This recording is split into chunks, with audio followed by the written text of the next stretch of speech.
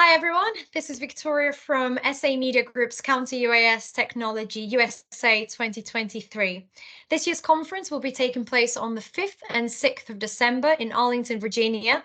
And today I'm delighted to be joined by our conference chair, Dr. Craig Robin, CEO of US Solutions. Building from the Sellout 2022 edition, Counter UAS Technology USA 2023 will return to showcase the latest state-of-the-art technologies in the market to ensure that DoD personnel, equipment, and critical infrastructure are protected from the proliferation of drones. We're absolutely thrilled to have Dr. Robin chair this conference once again. So please welcome Dr. Craig Robin. It's a real pleasure to have you here today. Thanks, Victoria. Nice to be here. Wonderful. So let's get started with a brief introduction. So if you could please just tell us a little bit about yourself and your role and what perspective you'll be bringing to the conference. Sure. So I started my career at the Air Force Research Laboratory as a bench level scientist working on high energy lasers. I was fortunate that technology matured fairly rapidly. My career kind of progressed with that technology, and I bounced back and forth between the government and industry with that technology maturing from bench level research to products for demonstration to prototyping. The last job I had in the government most recently was at the U.S. Army's Rapid Capabilities and Critical Technologies Office, where I was the director of the Directed Energy Project Office. So using lasers for air defense as an air defense weapon system.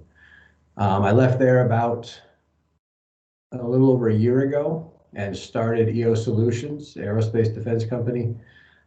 We do two things. One, high energy laser research, high energy laser prototyping work. That one of the applications is counter UAS applications. And the other area we work in is space domain awareness. Brilliant. Thank you so much for that, Craig. So what would you say are some of the key counter UAS priorities for the US military and DoD at the moment? So there's two events that occurred in the past 4 or 5 years that provide a context for the conference here and counter UAS and emerging technologies in general. One event was a change of our national defense strategy. So the US, we moved from the global war on terror to near peer great power competition.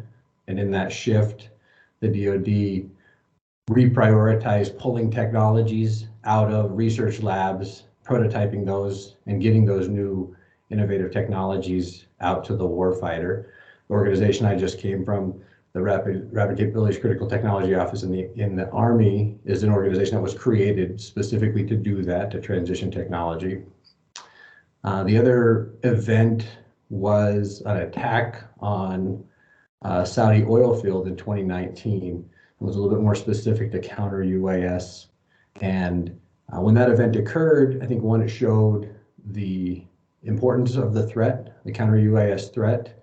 Inside the DoD, all the services, all the branches in the military are working on counter UAS. But I think that the DoD at a high level recognized that there wasn't a single entity coordinating all of those activities.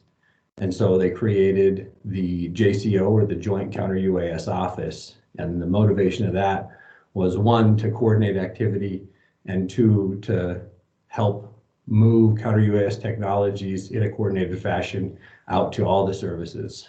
So that office really drives the priorities of this counter UAS technology. I think I'd put, if you listen to the leadership there, Major General Sean Gainey, there are a bunch of priorities in counter UAS, but three big ones right now in the recent past at conferences that I've been seeing is, one, interoperability. There's no silver bullet for counter UAS capability. The threat is dynamic, the threat is rapidly evolving, and it's very diverse. And so multiple capabilities, multiple technologies are needed, and those technologies need to be interoperable. The second one is training.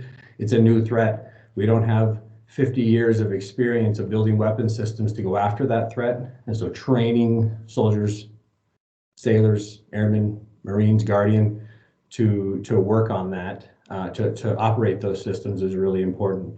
And the third one they've highlighted is because that threat is so dynamic, being able to keep pace with, looking to the future, what technology, what innovation, what do we need to be investing in from a technology perspective now to keep up with that threat in the future. Absolutely. Wonderful. Thank you so much for that insight. On that note, in your view, what are some examples of the most interesting and emerging technologies in the counter-UAS space at the moment? And as technology progresses, what do you think will be the main challenges in integrating new counter-UAS systems? Well, I'm a bit biased with the question. As you know, my company and my research, the passion that I had coming up was high energy lasers. And I do think that's a really exciting technology. It has a lot of the benefits of a kinetic weapon system without some of the disadvantages. Obviously, it's a new technology, and we're all working to make that more capable for the warfighter, trying to transition that technology. But there's other capabilities out there. There's missile systems like the Coyote and the Morpheus. A lot of the kinetic systems, 30 millimeter guns. A lot of the sensors, the radars, a lot of the folks that come to this conference brought a lot of that last year, and it was very exciting and interesting to see that, focused on getting the capability up and driving costs down, which is really important. So excited to see that again this year, and the work and how the work has progressed in those areas. Good stuff. Finally, why do you think it's important to keep the counter-UAS community connected through this conference? And which topics or briefings are you most looking forward to hearing an update on at the Counter-UAS Technology USA 2023?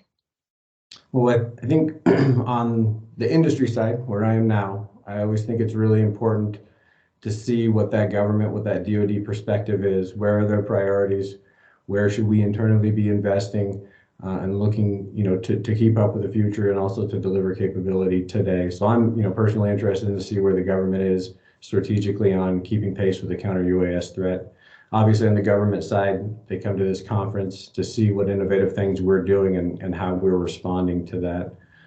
So I'm very interested to see the strategy and the direction that the JCO and as a result the services are taking counter-UAS capabilities into the future.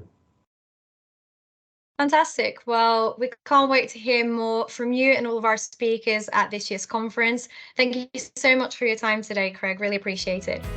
Thank you, Victoria.